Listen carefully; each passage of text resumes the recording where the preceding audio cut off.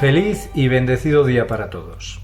Vamos a dar comienzo a estas charlas bíblicas en las cuales no vamos a buscar tanto una serie de conocimientos técnicos, teológicos profundos en relación a la Biblia, sino que lo que vamos a buscar es descubrir esa palabra de Dios que ahí se encuentra, que es esencial para nosotros, para precisamente poder entrar en oración, buscarlo y utilizar esa palabra de Dios como un medio muy adecuado de oración, que es lo que también nos manifiesta desde siempre la tradición de la Iglesia.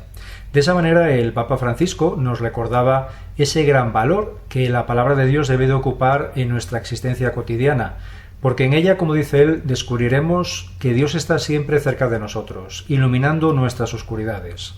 También nos decía el Papa Francisco que en medio de tantas palabras diarias como recibimos continuamente, es necesario también escuchar esa palabra que no nos habla tanto de cosas, sino que nos habla esencialmente de vida, de tener vida. Pues para ello vamos a comenzar con los salmos. En este caso, en esta semana, vamos a empezar con un salmo en concreto, que es el Salmo 103. Vamos a aprovechar los salmos precisamente porque es esa palabra de Dios que se manifiesta a nosotros a través también de esa palabra humana, porque Dios lo que hace es revelarse a esos salmistas que en su palabra humana nos manifiestan a través también de sus sentimientos, de sus emociones humanas, esa voluntad de Dios con la cual nos podemos sentir muy identificados precisamente porque ese salmista es un ser humano, es un hombre como nosotros. Pues vamos a tratar entonces de centrarnos y a profundizar ahora directamente en ese Salmo 103. Os invito a ello.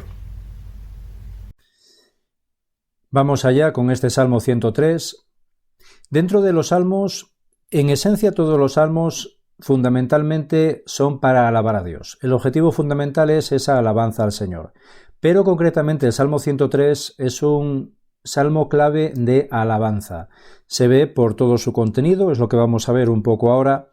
Y concretamente es una alabanza no por cualquier razón, porque a uno le haya surgido en ese momento la emoción, sino en base a las gracias recibidas por el Señor. Es un salmo muy experiencial. Vamos a ir viendo un poquito ahora, parte por parte, versículo por versículo, ese contenido, eso que nos quiere manifestar el Señor a través del salmista en este texto. Comienza así. De David. Alaba alma mía al Señor y todo mi ser a su santo nombre. Alaba alma mía al Señor y no olvide sus beneficios. Ya de primeras nos muestra que ese salmista sería el rey David y luego nos manifiesta claramente, por un lado, esto que aparece en el versículo 2. No olvidar sus beneficios.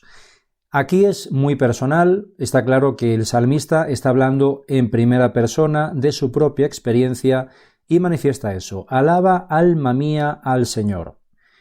Alabarle, como decíamos, por los beneficios que él ha recibido, es decir, en base a una experiencia personal del salmista. Y luego también muy importante es esto que muestra en el primer versículo. Con todo mi ser. Es decir, es ese recordar, ese ser agradecido por toda la experiencia que uno ha tenido de Dios, pero recordarlo de una manera, como vemos, plena, con todo mi ser, con todo lo que yo soy. Esto nos recuerda a todos esos pasajes en los cuales el Señor nos manifiesta cuál es ese primer mandamiento de la ley de Dios, que se basa también en lo que el Señor había manifestado ya en el Deuteronomio. Y así nos aparece en Marcos, lo que manifestaba el Señor como el principal mandamiento. Amarás al Señor tu Dios con todo tu corazón, con toda tu alma, con toda tu mente y con todas tus fuerzas. Y luego ya continúa, y al prójimo como a ti mismo. Pero es esa esencia de esa absoluta integridad de todo mi ser a la hora de alabar al Señor. Él perdona todas tus culpas, cura todas tus dolencias, Él rescata tu vida de la fosa y te colma de gracia y de ternura. Él sacia de bienes todos tus anhelos y como un águila se renueva tu juventud.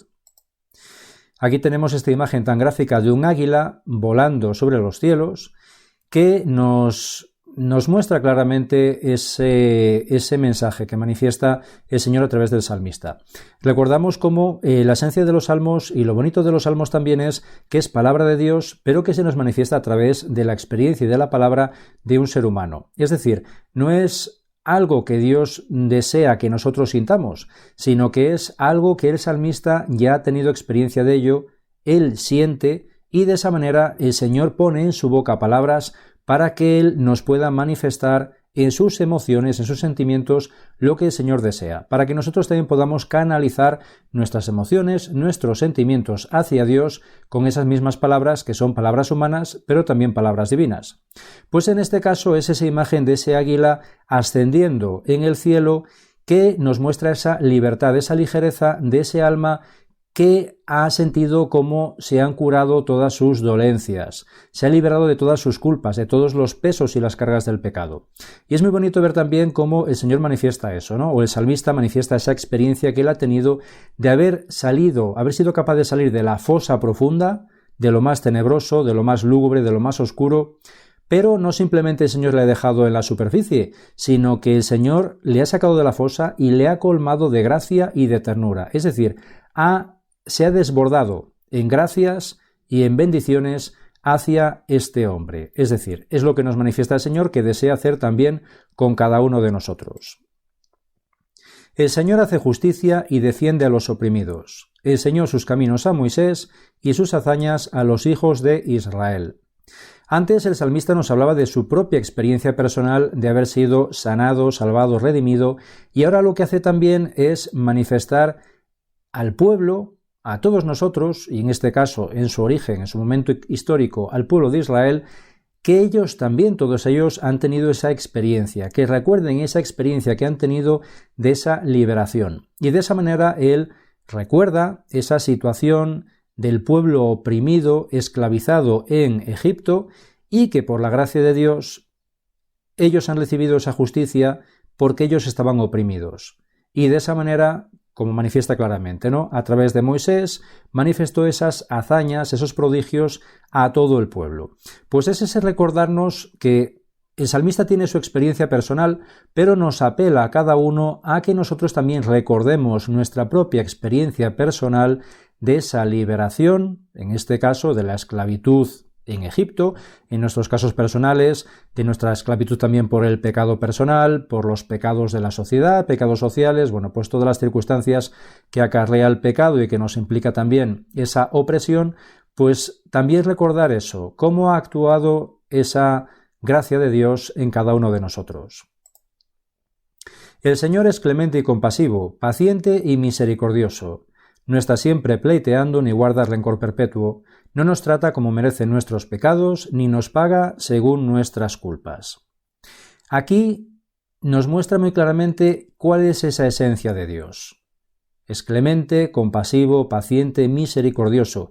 Y es ese contraste entre ese versículo 8 y el versículo 9, porque es ese contraste entre cómo es Dios y cómo, desgraciadamente, somos los seres humanos. De esa manera, Él lo que no hace es lo que hacemos nosotros tan a menudo. Pleitear, guardar rencor continuamente, pues es esa diferencia tan grande. Y luego ya nos manifiesta claramente esto, ¿no? No nos paga en base a nuestros pecados, para nada, sino todo lo contrario.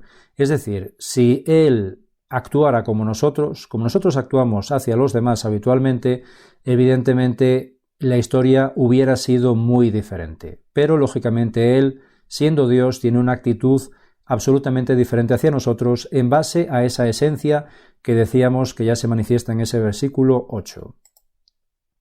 Pues como se eleva el cielo sobre la tierra, igual de grande es su misericordia con sus fieles.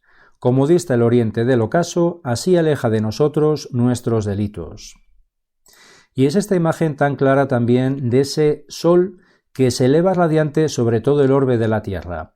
Esa imagen de esa misericordia de Dios hacia nosotros, que es como esa luz radiante del sol que irradia hacia todos nosotros sin ninguna distinción, llega absolutamente a todos.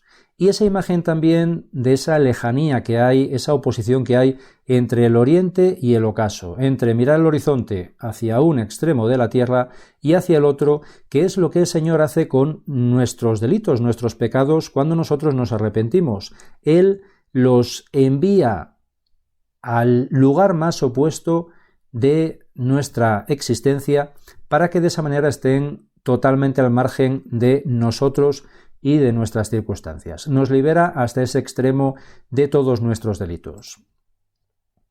Como un padre se enternece con sus hijos, así se enternece el Señor con sus fieles, pues Él conoce de qué estamos hechos, sabe bien que somos solo barro. Y es esta imagen tan gráfica de ese padre con su hijo, con ese bebé que es tan vulnerable. Lo que está claro es que el Señor me conoce mejor que yo mismo, y Él no se irrita conmigo. Él simplemente la actitud que tiene ante mis pecados es dolerse por mis pecados. Y ese dolor no le lleva, como nos pasa tan a menudo a nosotros, a la irritación, sino que le lleva a la compasión, es decir, a padecer con nosotros por nuestras circunstancias y por nuestros pecados. Esa imagen tan gráfica que vemos con el Señor en la cruz, cuando Él, pues sufre esa muerte y muerte de cruz precisamente por compasión hacia nosotros, para padecer por nuestros pecados y de esa forma redimirnos. Lo que está también claro es que Él evidentemente es Señor y dueño del tiempo. Ella sabe todo lo que va a ocurrir y de esa manera Él no se escandaliza ni se sorprende por nada de lo que cualquiera de nosotros pueda hacer, porque ella lo sabía de antemano. Él lo único que hace y lo único que desea es que yo me deje reconducir continuamente por Él. ¿Por qué? Porque sabe que yo soy como ese bebé, soy vulnerable, sabe que yo, porque Él me ha creado y sabe de qué materia me ha creado, sabe que le necesito para crecer y para madurar, y así, de esa manera, desea que yo también sea plenamente consciente de ello, porque lo que es necesario es que yo le permita que Él actúe en mi vida, para que yo pueda acogerme y recibir su misericordia y su perdón. Y esto se identifica muy claramente con lo que el Señor manifiesta también en el libro de los Proverbios en el capítulo 3. Hijo mío, no desprecies la disciplina del Señor, ni te ofendas por sus reprensiones, porque el Señor disciplina a los que ama, como corrige un padre a su hijo querido. Es esta necesidad que tenemos de sentirnos así, de sentirnos pequeños y vulnerables ante Dios, para que de esa manera nos acojamos a su gracia y a su misericordia, que se representa, se manifiesta tan claramente en esa mano cogida de la mano de su Padre, para de esa manera permitir que el Padre siempre le guíe por el buen camino. El hombre dura lo que la hierba, florece como flor campestre, que el viento la roza y ya no existe, su puesto no vuelve a verla. Esa vulnerabilidad que decíamos, esa fragilidad del ser humano, que no es solo física, sino que también es psicológica, emocional, espiritual, es decir, todo nos afecta, como aquí manifiesta el Señor, hasta lo que sería un roce de un viento suave, a mí me puede afectar. Nosotros al final somos tremendamente vulnerables y de esa manera es ese contraste tan grande entre esa vulnerabilidad y ese poder de Dios, ese poder absoluto de Dios que puede actuar en todo momento confrontando mi vulnerabilidad. Pero la misericordia del Señor con sus fieles dura desde siempre hasta siempre. Su justicia pasa de hijos a nietos, para los que guardan la alianza y recitan y cumplen sus mandatos. Pues aquí se muestra esto que decíamos, ese contraste entre mi fragilidad, mi vulnerabilidad y ese poder de Dios que se basa en su misericordia y en su amor eternos, infinitos, absolutamente incondicionales. Pero, como deja claro, esto se lleva a cabo para los que guardan la alianza y recitan y cumplen sus mandatos. Es decir, el Señor necesita de mi aceptación. Él siempre me va a tender esa mano para que yo me acoja a su misericordia. Pero si yo no acepto esa mano, no acepto esa misericordia del Señor, evidentemente ahí el Señor en mi libertad no va a poder actuar. Él no me va a forzar, no me va a obligar a que le ame, a que le siga. Ahí siempre estará la libertad humana, con lo cual ahí está mi posibilidad de salvación o mi posibilidad de condenación. El Señor asentó en el cielo su trono, su soberanía gobierna todo el universo. Alabad al Señor, ángeles suyos, poderosos ejecutores de sus órdenes, en cuanto oís la voz de su palabra. Alabad al Señor, ejércitos suyos, servidores que cumplís su voluntad. Aquí lo que nos muestra el salmista ya es una visión mucho más trascendental, mucho más cósmica. El salmista tiene claro y manifestaba claramente esa cercanía y esa misericordia de todo un Dios tan tierno, tan humano, que nos muestra. Pero al mismo tiempo el salmista no pierde esa visión más trascendente de todo un Dios que se encuentra precisamente en lo más alto, en el trono sagrado, en la cumbre de toda la creación. De esa manera se nos muestra ese escenario grandioso donde aparecen todos esos seres celestes, esos seres celestiales privilegiados que ya están también gozando y disfrutando de esa presencia del Señor. Es el no olvidar nunca que en esa humanidad, en esa ternura, en ese amor tan cercano, al mismo tiempo se manifiesta esa absoluta trascendencia de Dios. Es hombre, pero es Dios. Alabad al Señor todas sus obras en todo lugar de su imperio. Aquí sigue el salmista manifestando esto mismo, esa soberanía absoluta sobre todo el universo, sobre toda su creación, ese universo que a nosotros evidentemente se nos desborda, es inabarcable, esa infinitud que manifiesta esa creación divina. Pero lo bonito también de este salmo es que en ese momento aparece otra vez el salmista, y aparece el salmista igual que aparezco yo. Es decir, yo soy parte de toda esa creación, soy parte de ese escenario grandioso y ahí de repente vuelve a aparecer mi voz personal, la voz personal del salmista, igual que al comienzo del salmo. Alaba, alma mía, al Señor. Ahí ya desaparece toda esa visión cósmica grandiosa para centrarse en mí, pero en mi vulnerabilidad. Yo soy parte de esa creación, pero soy lo más mínimo dentro de esa creación. Y sin embargo, lo bonito es que el Señor no pierde nunca, jamás, de vista mi persona, mi ser. Él siempre estará pendiente de mí, pese a que sea parte de esa inmensa y grandiosa creación. Él nunca va a perder de vista mi persona, mi presencia, y siempre va a estar como ese Padre amoroso atendiéndome y cuidándome precisamente por eso, porque sabe que soy vulnerable, que soy pequeño y que necesito continuamente de su presencia y de su gracia para poder salir adelante. Con lo cual, ahí termina el Salmo, con esa llamada interior otra vez del salmista que yo tengo que hacer propia, ese alaba, alma mía, al Señor. Y pasamos ahora a ver cómo se manifiesta también esa alabanza a Dios en los mensajes del Señor y de la Santísima Virgen en Prado Nuevo. De esa manera, el 5 de marzo del 88, nos decía la Santísima Virgen: alabad a Dios vuestro Creador. Los hombres han olvidado que han sido creados solo para amar y glorificar a Dios. Es esa alabanza constante y continua que deberíamos de llevar a cabo, no solo a través de nuestros labios, sino también a través de nuestras acciones en nuestra vida cotidiana, ante cualquier circunstancia que nos surja en la vida. Y de la misma manera, el 3 de julio del año 93 manifestaba el Señor en Prado Nuevo: llenaos de Dios, porque el que está lleno de Dios no teme a ningún mal. No hay ningún arma que pueda hacer desaparecer la fe en los corazones, ni la alabanza en los labios de los hombres de buena voluntad hacia Dios, su Creador. El Hijo de Dios no se rinde, es fuerte, porque la fortaleza está en Dios.